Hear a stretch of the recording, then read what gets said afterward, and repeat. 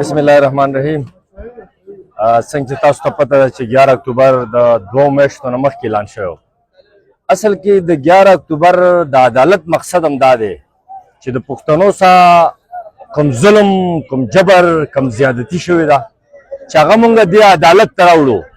زمونږ بازار شهید شوی، زمونږ جومات شهید شوی، زمونږ ډبه شهیده شوې، کور هم شهید شوی، د هر کور نه جنازه وتلې ده، ماشوم هم قتل شوی دی، سپین ږیری هم قتل شوی دی، زنانه هم قتل شوی ده.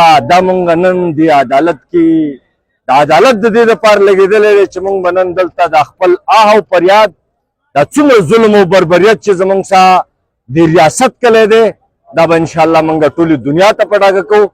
او د دې به مقصد هم دا وي چې کومې ادارې په پاکستان کې دا ظلم کوي، دا جبر کوي او لګیا دي د ډالر دا کوم جنګ یې شروع کړی دی چې دې روکتام دپاره پښتانه اتحاد وکړي، اتفاق وکړي، ځکه چې دا شی نور موږ نشو برداشت کولی. ډېر د 2008 نه واله 2024 شروع دی، اوسه پورې بدامني ختمه نه شوه، ټارګټ کلینګ ختم نه شو، بم دماکې ختمې نه شوې. 26 ادارې کار کوي.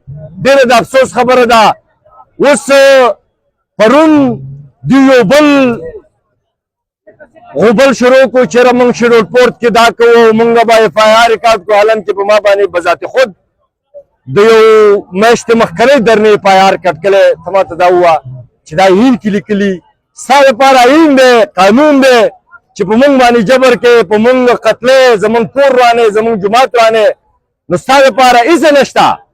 خو چې موږ ستا د نیولو بندوبست وکړو، ستا د دې ظلم او د بربریت دا لاره نیسو، بیا ته په موږ باندې دغه قانون اپلای کوې، بیا ته موږ ته وایې آیین هم مات کړو. آیا د آیین او قانون صرف زما لپاره دی او که جرنیله یا کوم ادارې په دې ملک کې کار کوي دا ستا لپاره هم دی؟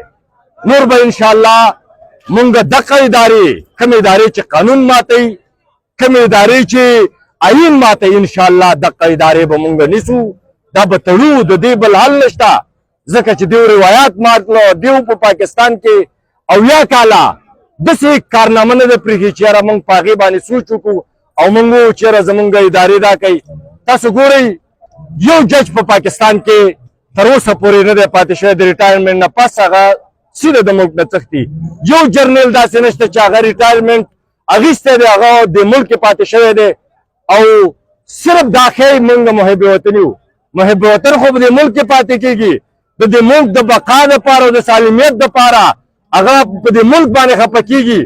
آیا دغه خلک، کوم خلک چې په ملک کې جنګونه مسلط کوي، کوم خلک چې بدامنیانې پیدا کوي په دې ملک کې، دا د ملک محب وطن دي؟